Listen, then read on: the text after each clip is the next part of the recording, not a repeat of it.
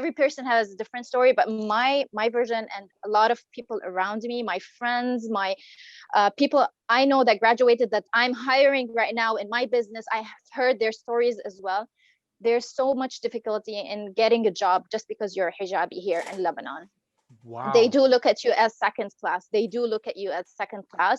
They don't hire you. Sorry, I'm talking that so No, bluntly and loudly right. on Being yeah, honest, but because that's the truth. it's the Honestly, truth. that's the truth.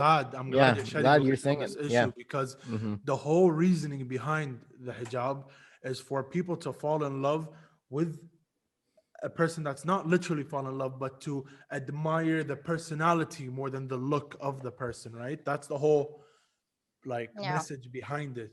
And now all of a sudden you're saying you're looked at second class citizen, and it's bad, and it's That, I'm shocked. I really don't know what to Yeah. say. That's crazy. yeah, unfortunately, yeah.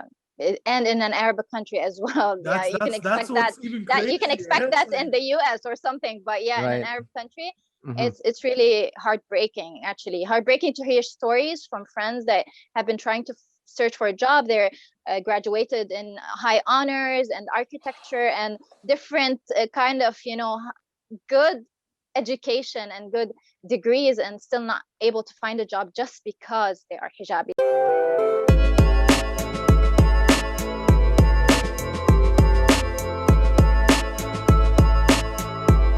Look at that. that Episode 241.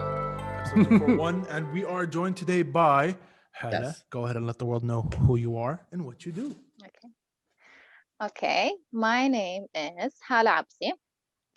I am the co-founder and the director of design of Bokita Hijabs. So that's basically it. Amazing. Simple as sound. A mother of two, A a mother mother of of two, and two. a wife as well, because that's always something that nobody mentioned. I mean, And quite challenging to be a co-founder and a director and a mother of two and a wife as well. Yeah. that's Right. a lot on one play. I can tell you that. Yeah. That's Hmm. but let's dive deeper into what it takes to be all of those and still keep your sanity, on point. So how do you do it? Oh, how do I do it? Okay, that's the secret question. I can't tell you, but Sure, I'm it gonna has share to a be a little bit of things. 10-minute Okay, episode, I guess.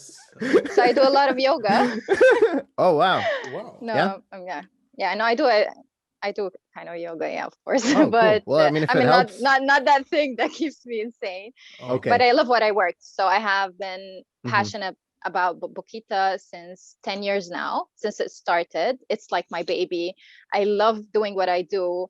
I wake up every morning, so I'm very excited to work whatever I'm working. Entrepreneurship is really hard. You know, it takes so much work, so much hard, so much effort.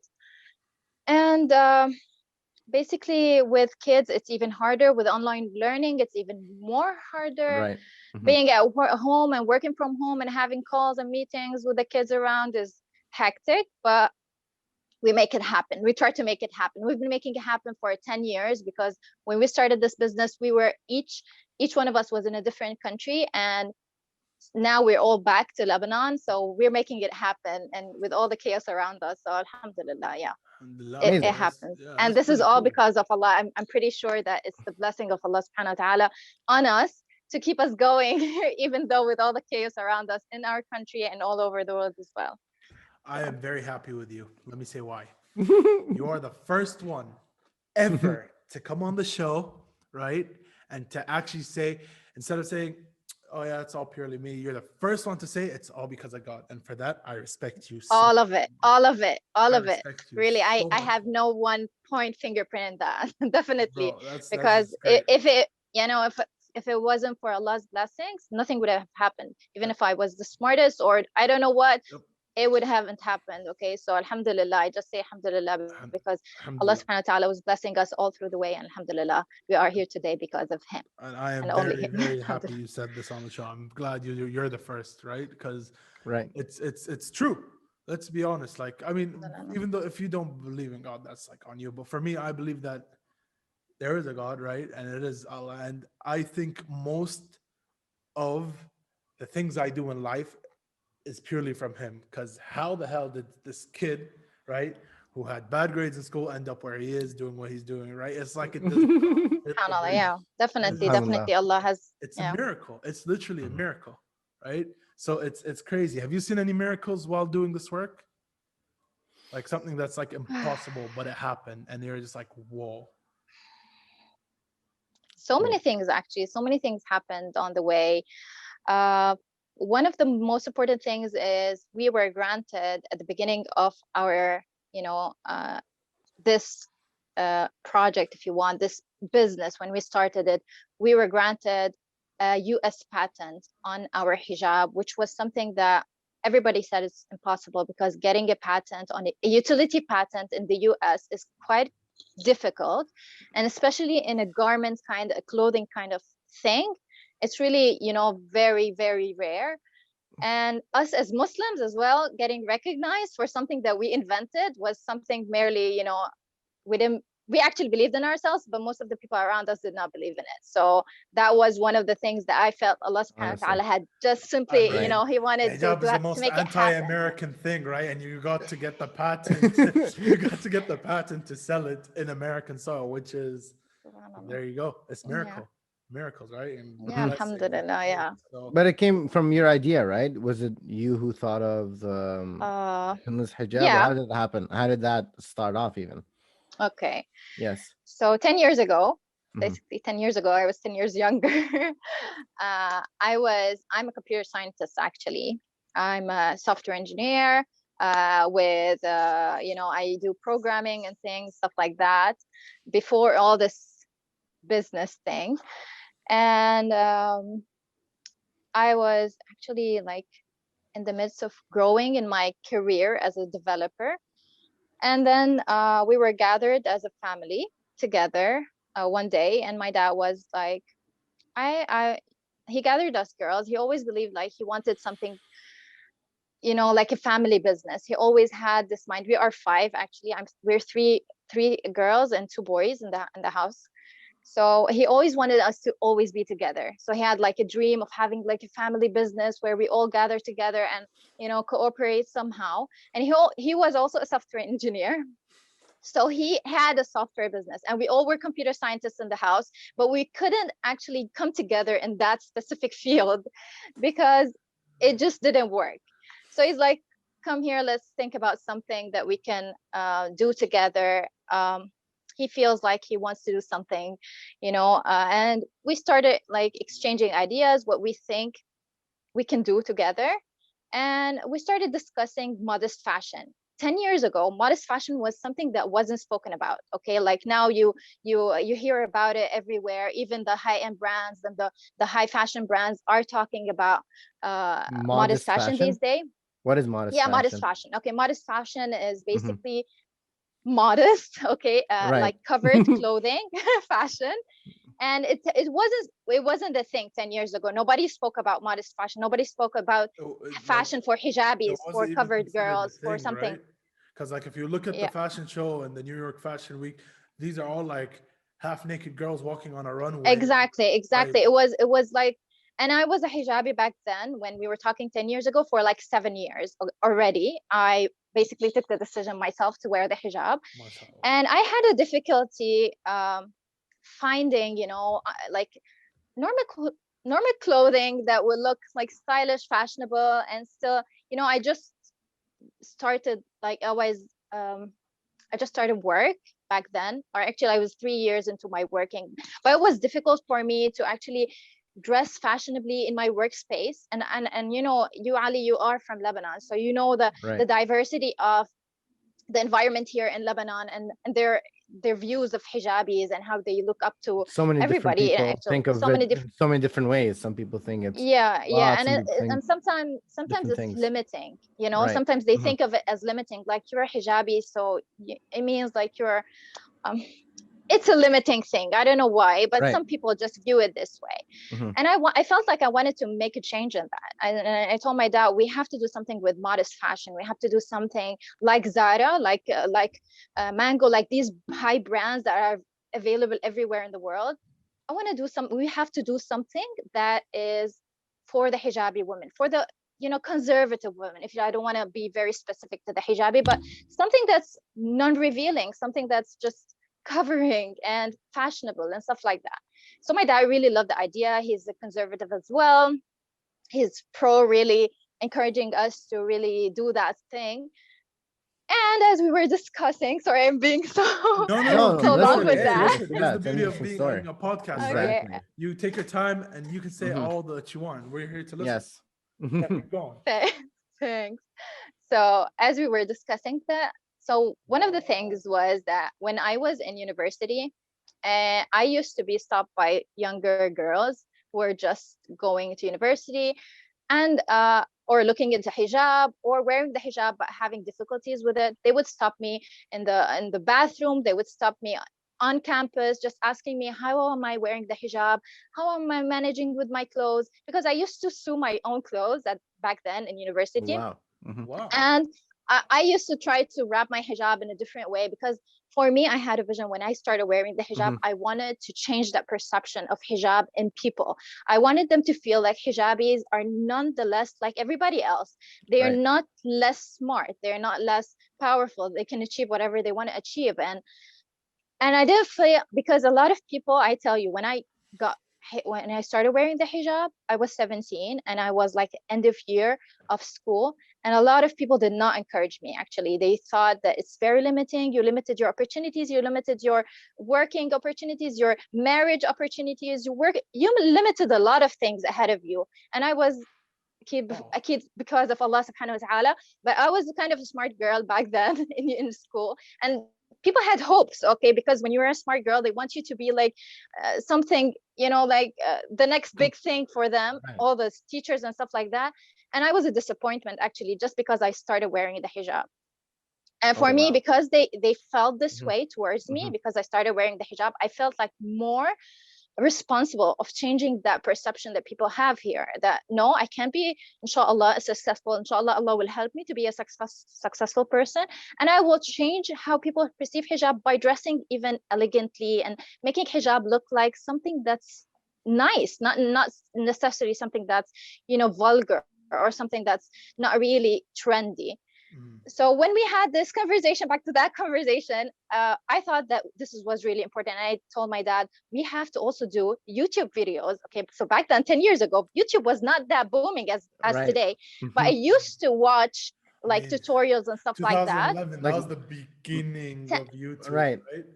So, 2009, 2010, it wasn't, it Right. was starting to, all the bloggers and Instagram just started and stuff like that. Mhm. I told them we have to do like YouTube videos and show people how to wrap their hijab in a very elegant way, because I had this vision. I wanted all hijabi women to be beautiful. I wanted them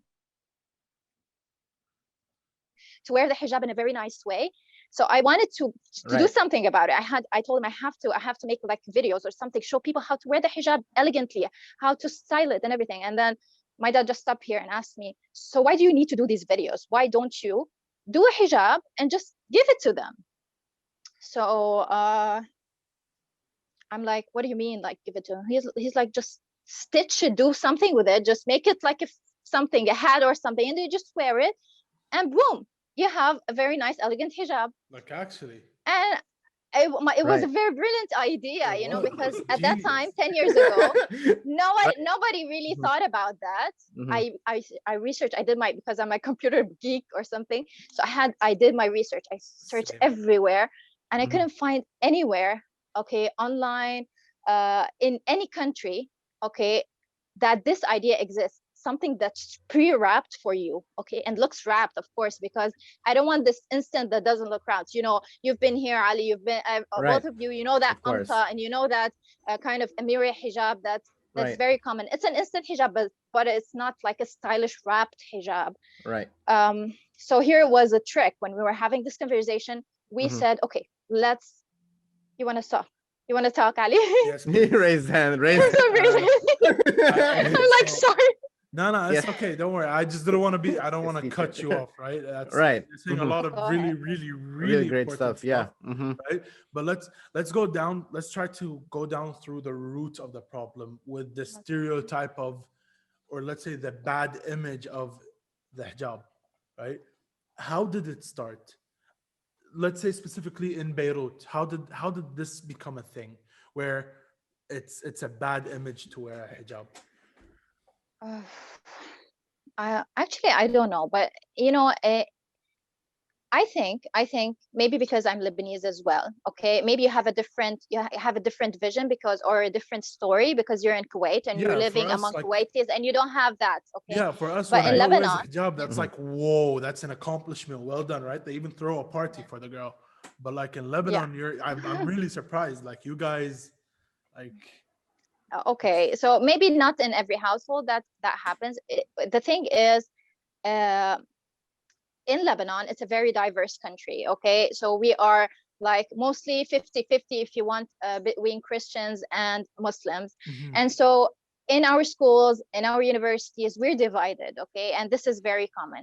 However, I think there's missing intercultural studies between each other in a way that we're more accepting. As you know, Lebanon is the worst country for fanatism. What do they call it? The sectarians and Oh stuff yeah, like that. We have so sectarian many, yes, fanaticism, we right? have so Mhm. many sects.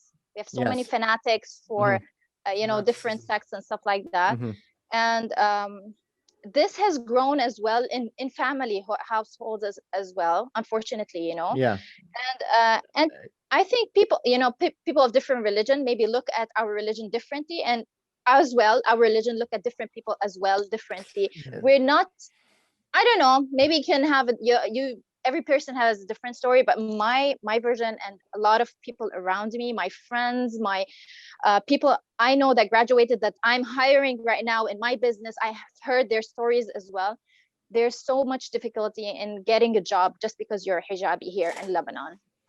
They Wow. do look at you as second class. They do look at you as second class. They don't hire you. Sorry, I'm talking that so bluntly No, and loudly right. on Being yeah, honest, but because that's the truth. it's the Honestly, truth. that's the truth. I'm glad Yeah, you're shedding glad you're light on saying it. this Yeah. issue because Hmm. the whole reasoning behind the hijab is for people to fall in love with a person that's not literally fall in love, but to admire the personality more than the look of the person, right? That's the whole like Yeah. message behind it. And now all of a sudden you're saying you're looked at second class citizen and it's bad and it's That, I'm shocked. I really don't know what to Yeah. say. That's crazy. yeah, unfortunately, yeah. And in an Arabic country as well. Yeah, That's you can that's that's expect that, what's even you can crazier. expect It's that in like, the US or something, but yeah, in an Right. Arab country, Hmm.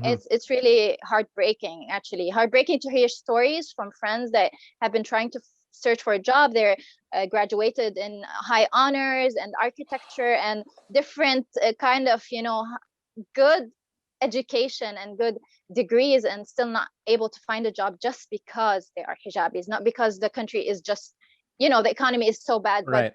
On top adding of to that. that, Hmm. on top of that, they're screening the people on, okay, oh, you meet the criteria, you're beautiful, you are naked, you're I don't know, you can go ahead, you're hijabi, just sit aside. um Right. Unfortunately, yeah, this is that's a thing here. terrible. And And the way it how changes, yeah, is for you is to help make it more acceptable, right? By speaking out as an entrepreneur, being showing people you can be smart and fashionable and a hijabi, and helping other women do the same. Is that how else do you think that can change? this was my first thought as Hmm. as I was, yeah, younger, when I went just wear the hijab. I was 17, but that vision in my head when I was 17 up till I graduated from university, this was my opinion, that dressing up nicely, elegantly would definitely affect how people perceive me. Knowing that I'm also working on being on high honors, distinction, and everything in my university to be recognized as a smart woman. But at the same time, having because I think looks do matter in some areas of a lot of areas actually. And people judge a book by its cover most of the time, unfortunately. So I felt, and I think it's rooted as well, okay, that I've seen a lot of hijabis, younger hijabis as well as older hijabis, dressed dressed unelegantly and dressed, unneatly. And perhaps I'm just assuming that because we didn't have a variety, we didn't have stores that gave us good options, so we would just go ahead with what is there, and what was there was not fashionable because Mm. the fashion people are not doing for us. They're not catering for our communities and our dress code. So Right. I assume, yeah, this was playing a role. You don't see the And ads you don't see ads of women wearing these things, Nope. and the different like And pictures. naked Right. women It's not. in these advertisements, bro. It's crazy. Mm-hmm. Like it's just crazy. And now all of a sudden, like what was seen as a pure and righteous choice is seen as a like what are you doing with your life? Why are you doing this? And I'm still in shock, by the way. Like I'm still in shock. I don't know what to say because so, here it's yeah, I'm complete. glad. I'm glad I raised kind of an awareness, even if it's just to you, because really it's sad that it is happening and nobody's really talking about it, Yeah. and in our countries as well. Mm-hmm. I'm pretty sure it's not just in Lebanon. It's been going on. I've seen it as well when I traveled in different countries, in Arab countries as well. If especially the countries that do have this mixed culture, this happens. Of course, when you're talking about a most Islamic kind of culture, that doesn't really exist. But Mhm. still, I've seen it. Like we also, as Bokita now, 10 years later, we have so many stores in the Far East. We see that as well in the Far East. We Right. see Because that they're like, because they are mixed. mm-hmm. Yeah, in their countries they have hijabis and they have non-hijabis, so they have this kind of clash, and it is a kind of a struggle to wear the hijab because there's always somebody competing with them, the girl with the shorter dress and something, and it happens in these countries, I guess, when there's mixed cultures. And um yeah, I guess so, Is this basically. something, I don't know if this is, but is this something like little girls like think about when they want to wear the hijab for the first time? Do they have more worries in like these mixed countries because of what they see uh happening in the future? Does it I, discourage de- some of them? I definitely think it turns you back. It discourages you into Hmm. taking this decision. I took this decision. I took this decision when I was the youngest of my other older sisters. Okay, Mhm. it wasn't easy for, even though we were raised in a conservative family, all of us, but it wasn't an easy decision for any of us to take that step. Nobody was encouraging it, even if our parents were encouraging it. Our friends were completely different. Our communities around us are kind of different. And you live with communities, you just don't live by yourself. Right. Hmm. So it really affects you. It affects your decision and the peer pressure and all that. So I say, yeah, definitely it does affect. Yeah. Wow. I mean, it's sad to see from encouraging younger women to wear the hijab. Now it's like, I'm still very shocked. Like, I'm sorry. Like, I don't know what to say. But here, Ali, there is a wave at this moment. I don't know Mhm. if you've heard about it, but there's a wave of, they're calling it a wave because it's a wave of removing the hijab. Yeah, no, this And is a happening lot of in people, Kuwait too, but it's for it's a a retarded phenomena. reason here. Like, it's a completely stupid reason in Kuwait. What's your But it's what is it? Hmm. it's more liberating. What? Hmm. Like, Free from hijab. from Oh, what? From covering free your from head? I hijab, don't as know if about it's, I this. don't I'm know. like, Hmm. I'm just confused. I'm Oh yeah, genuinely hashtag confused. free from hijab. You can just check it out. It's some But few ladies who think that they can create some change in the world, but they're just motivating other people to feel free from hijab, as if hijab is really oppressing. Right. I don't see it that way, because as you said, Ali, it's supposed to be just, first you're doing something for Allah subhanahu wa ta'ala. This is one, nothing to do with yeah, anybody like else. that's Okay. enough of a reason on its That's own, enough right? of a reason, Yeah, and then second, it's as you said, you are speaking directly to someone's soul. You're not judging them by exactly. how beautiful their body is, Hmm. or how beautiful their hair, or all their beauty. Okay, you're judging them with how they're speaking and everything else. So that's enough as well. Okay, as a second reason, and so many other billion Right. reasons, of course. And just to accept people for who they are, right? And at the end of Yeah, the day, everyone's different. Not everyone can be the same. yeah, And it's not good to make everyone else insecure about yeah, who they are. exactly. Because Yeah. nowadays, like, you notice more of a uniqueness from one hijabi to another than when you talk to all the girls who are non-hijabis. I'm gonna say this because this is my experience, right? In my experience, this is what I've noticed. When I speak to a girl, that's they're unique, but it's like y'all dress the same, right? So it's like y'all start to talk the same a little bit. But when it comes to, I don't know why. I don't know if anyone wants to disagree or agree with me. But when I talk to a hijabi woman, and we've talked to several before, Right. I tend to focus more on the person, like the brain of the person, and not just the, outside look. And I'll say it like it's the truth. People are gonna come at me for this, but it's the truth. I mean, I'm only human, right? But This is it's true. it's crazy. So here, let me say this real quick. If you're a young girl watching this and you're thinking about wearing the hijab, you have our full support. There's nothing wrong. Yes. Honestly, Encourage you to be whoever you we want to. encourage you Yes. to make a We decision encourage you, not based everybody. on societal norms, because who even sets those anyways, but based on what you like and what you want to do. So that's what I have to say. Definitely. Too much. Here's a good question. What made you actually convinced? Like, even though people said no, right? Is it just purely for God, or do you have other reasons you decided to, put on the Actually, hijab?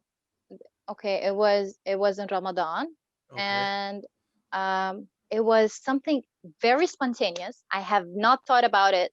I have not planned for it. I have not bought any hijabs, because a lot of people, I know a lot of people who've been taking the step, step by step, buying some hijabs, trying to get more modest clothing and stuff like that to take that decision.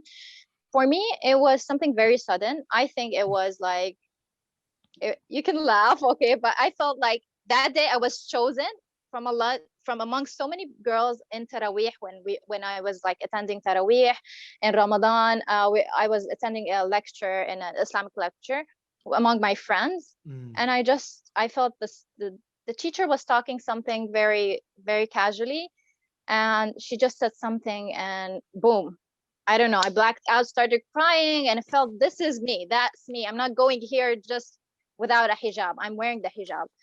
And it was a turn on point, like that Right. turn on point for me, and never looked back. ويهدي That's الله it. من Purely يشاء. for Allah subhanahu wa ta'ala. Yeah, that's it. That was There you it. go. New story. Right. Yeah, it's, And it's I pretty cool. helping people around the world also find the way they start. Yep. How did it start for you? So you said you started with your own store in Beirut. So how did it grow to where you're doing it around the world now? Okay. So as I said, it's a family business, and my Mhm. dad, the mind behind the whole thing, he has a very entrepreneurial. He's been an entrepreneur all his life. He's an engineer. He has like so many things going on.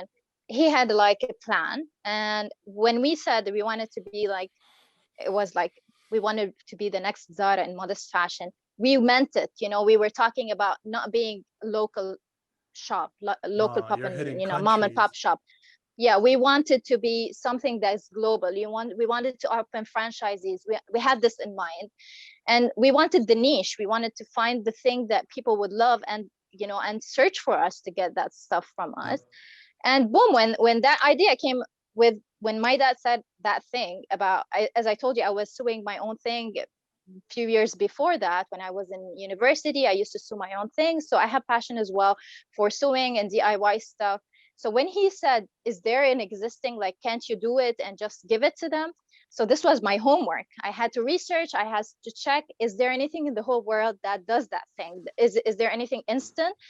And I felt like if we did have that thing, it would really help a lot of girls take that step even at a younger age. It would help them It'll make take it that step easier. without fear. Yes, It would make it definitely I much see. easier for them, Uh-huh.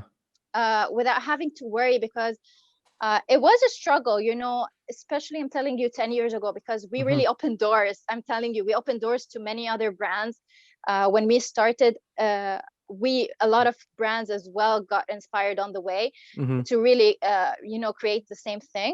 So when we did that, we had this in mind. We wanted younger girls to feel, more comfortable wearing the hijab. We wanted women all around the world wearing the hijab to feel beautiful in hijab. That was our like main slogan. We wanted women to Right. feel beautiful in their Hmm. hijab, regardless how they look like. We wanted the hijab not to be something that would make them look ugly, and instead it would make them look even more beautiful. So Amazing. this was something that we were like, Hmm. we had in my mind, and our mindset was set on that. Right. And then I started doing these trial and errors, and started Hmm. cutting the fabric and stuff like that, until I came up with actually the hijab that would do that. And then we applied for the patent, and Uh-huh. we did it all by ourselves without a patent lawyer or anything. We really experimented everything ourselves. It was me and my dad and my sisters and family as well. And yeah, that was it at the beginning. And now, And here as you are you were today. asking, Yeah, how are we here? We right. started with our online business, and Uh-huh. subhanallah, from our online business, orders were coming from around the world. Wow. We weren't even, present with, um, we weren't doing even digital media marketing or anything. We were organically reaching people all around the world with our products. Some Amazing. people were buying and Hmm. traveling and gifting people in other in other countries, and then they go on our website, try to buy it. And suddenly, subhanallah, a lot of orders started to come Hmm. from the Far East area, where now we have our most of our stores are in the Far East, because a lot of orders started to come from there. And then we traveled there, because my dad has something that if you want something to happen, you just pack your bags and go and see how you're gonna open this thing. Jump in the deep And Hmm. end and then, learn how to swim. yeah, Right. so he wanted to go there. He met with like a lot of people there, and we started our first franchisee, and then it grew from one to two, and then now we have more than 30 there. And we have Wow. more Wow. than 60 stores actually in Malaysia itself, and Amazing. others Wow. in Singapore and Brunei, and a lot of Asian countries as well, Indonesia. MashaAllah, MashaAllah. And this grew because, we Hmm. stepped into the mud and we went there, and Amazing. it was hard work, Hmm. alhamdulillah. But it's all back, all goes back to Allah subhanahu wa ta'ala, because He willed that to happen, of course. So Amazing. Right. alhamdulillah. Amazing. And it's more, I mean, it's like you had the idea that there is this problem. The reason I feel like it works, from my understanding, is that there is this problem a lot of people around the world do have, and you saw this problem, and you and your We family, tried to address it. and you Yeah. try to address the problem. Did you have the vision before you, like, understood how much of a problem it was, or was it like a breaking Okay. point, like the problem happened and it got worse and worse, and you And saw all then these you're just trying people, to solve it and one step at a time, or right. Yeah, we have want to be problem solvers for women. Hmm. Again, we wanted women to feel beautiful. So what was Amazing. the thing that Right. wasn't making them look beautiful? What Uh-huh. was the we tried to, like, it was continuous questionnaires to many hijabis. So what was the thing that would stop you from wearing the hijab? Or ladies, young ladies, what was your biggest struggle when you started wearing hijab? And younger girls who didn't start wearing the hijab, why are you not taking this step? So it was like a mixture, so many things that we combined, knew what was the problem. So the main problem, for instance, for us was there was no brands that are catering for Muslims who are doing their actual hijab. So all the Right. hijabs were kind of imported from China, from India, or anything, and they are sold in the stores. And the fabric is not well manufactured to suitable for hijabis. Hmm. A lot of people Or had issues. designed. Okay, Right. Or or even designed designed for to look. hijabis, Yeah, exactly. Hmm. or suitable to be breathable for hijabis, or suitable to be soft for hijabis. A lot of things were not there. A lot of people complain there's so much fabric on when you wrap the hijab. It's just I can't breathe. I suffocate if I wear the hijab. I'm not a person who can tolerate hijab because of the so many layers around my neck. Or so we wanted to find a solution for that. So we did our research, tried to do different styles that eliminated all the extra fabric around the neck, to make sure that the hijab is not an obstacle in terms of suffocation. So the fabric, we took care of it. We studied the fabric, tried to manufacture our own fabrics that are suitable for hijabs. The designs as well, trying to eliminate the fabrics, trying to make sure that we cater for different face shapes, because as well, depending on your face shape, just like glasses, just like anything that you put on your head, a hat or anything, or a haircut, depends on Right. how your face shape looks like. So Oh the wow. hijab as well, I didn't know yeah, the that. hijab as Yeah. well, the way you wrap the hijab affects gets affected depending on the your face shape. So if your face shape, let's say, is round, you can't wear this kind of style. It will make you look, I don't know, like a potato or something. Right. So you have to, yeah, so you have to really take these things into consideration. A lot of Uh-huh. people did not know, so they just wear the hijab and look, oh my god, I look ugly, I can't wear this, I'm just going to take it off. All the bullying and stuff like that from Hmm. people around them, just telling them that they look ugly in the hijab, or they look older, or I don't know, so many things that I've heard people say about hijab, that we are Right. trying to Hmm. break these stereotypes and just make hijab really look beautiful on people. amazing. Wow. So it just seems like you, like, the more you got into it and the more you tried to work on this issue, you found out there are many different kinds of issues, right? Because there are many different Yeah. face shapes, and I wouldn't have imagined that, but I also wouldn't have imagined like someone would do like a designer hijab, you know. So it's really cool that you are solving this and you're diving deeper into it and getting more specific to make each woman like and each Yeah, individual definitely. wearing it look great. So that's really cool. Oh, Yeah. that's Yeah, amazing. Well, definitely. Definitely. we hit our timestamp, by the way. But Oh, wow. Ali, we have room for one more question if you want to We go. have room for more, Khayyam. Yeah, ask and then cut because I talk a lot. So just whatever No, I no, said. no. Don't worry, don't worry. Mhm. We'll let you take it. What's This is what I want to know. What's the so you've said you've solved a lot of these problems. What's another problem you see that you want that you're working on, or what's the future projects Okay, for so you? Yeah. Bokita started as I told you. Hmm.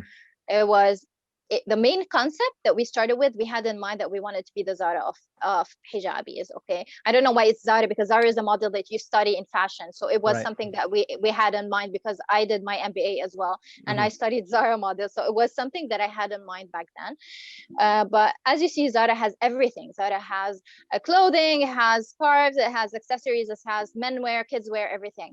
We have this vision. Okay, we are working on it actually with so much effort. We're working on making that happen, inshallah. So we started with the hijab. Amazing. Right. We're growing slowly into Hmm. catering for it because this was our, our niche. We wanted to be the house of hijabis, to have all sorts of hijabs to cater for all face shapes and all instant and all studied and designed just for hijabis, and this was our thing. And Hmm. then we said, once we have this, once the scope is ready, we're moving into clothing, and then we're moving into, so we're trying to add, we started with like a year ago or 2 years ago, we started with our accessories line as well. That's also for hijabis because nobody's thinking about accessories for hijabis. So we invented our True. first accessory as well. It was our invention, and then recently we also added new accessories as well, and we are planning to have more accessories for as well for hijabis. And we already have our clothing line, which is Hmm. inshallah launching in June. Hmm. Wow. And so many things like sports hijab. This is a thing now, Wow. but we have Yeah. been thinking about it in so many crazy What is your ways. honest If you opinion about sports hijab? I want to hear this from a proud hijabi yourself. So what am I what your honest opinion on sports hijab, because we see them in okay. Nike and they're like Yeah. using, and it's like super advertised. So what's your honest opinion? On Nike hijab specifically, or No, any this kind of no no sports we hijab? nah no no no Just no no. yeah. We don't want to get in trouble from Nike and have them sue us. And, Honestly, right? Okay. in No, general, honestly. like Okay, I'm gonna say in general. yeah, Okay. So sports sports hijab. hijab in general, the problem with sports hijab in general that are in the market are not designed for hijabis. For me, in my personal opinion, they are designed for athletes, maybe designed for super athletes that don't care about their hijab. They're just hijabis because they are covering, but they do not love their hijab and want to look beautiful in their hijab. They just want to cover themselves and do sports. And this is two different things because a lot of hijabis these days want to look beautiful in their hijab as well. So it's a margin of looking like a potato head, just as I said before, looking like a potato head or an egg head with a hijab, or looking beautiful with their hijab. And I felt like the criteria by all brands that have done sports hijab so far have not thought about that, have not thought that hijabi women who are doing sports want to feel special, especially in front of all these crop tops and mini shorts and everything, and all the people in the gym wearing so less of clothes. And we were already wearing full clothes and we're already, covered up. We also want to look beautiful. We want to feel True. confident and confident. This is really important, Hmm. confident in the hijab. We don't want to feel like people are staring at us because we look ugly or something. Hmm. So this was something that I really took in heart, and I wanted to work on it. And inshallah, the line that we're producing right now, I'm very proud of it, and I really can't wait for it to just come out to the world, Amazing. And inshallah. Hella, I'm looking forward to it let too. me just Yeah. say that Hmm. we're looking forward to the future Yeah. of your business. Hmm. We are very happy and like we wish you a lot of success. Of Obviously, course. Thank you Yeah. so we Hmm. wish much. you a lot of good luck and many Yeah. blessings. Right? Thank you so much. Thank Dua, you. make dua. Oh yeah, make dua. Hala, I just want to know before I just want to know how do you do it in a country like Beirut? I know Beirut. I was in Beirut recently. It's very hard, right? It's very Yes. hard. There's so many issues, electricity cutting off, and the water, and so many whatever lockdown, Part and so many craziness, right? Part of the struggle. how do you stay motivated to do, because doing like your own business and you have a family with kids, yeah, how, what's the secret? How do you keep going? Ah. um I've been in the States before. So I was living in Mhm. Miami for the past 4 years, just a year ago before the whole crisis started here. So I came back at the wrong timing. But the whole point that Right. I had in mind when I came back, that I wanted to be close to my family. Okay. I wanted to be close to my sisters, to my father, to my parents, to my husband's parents. I want my kids to, I already had 2 kids back then. So I wanted to come back here and raise a family with cousins and family. I'm not sure people relate so much to that, but for me, I was raised among my family, among my cousins, and I Yes, felt that this me was too. important in my Same. childhood. Hmm. Yeah, and I wanted my kids to have that. So this was the number one reason for me, because for me, working from Miami, I was able to operate a whole department and remotely, okay, from people all around the world working for me in Wow. different places, and this was not an issue. So for me, I came back here, I said I'm going to continue doing that, even though it's challenging with, yeah, with the internet and everything, here it's not really stable. I've been having my struggles kind of, but it's worth it for me. From that part which I came back for, it was worth it.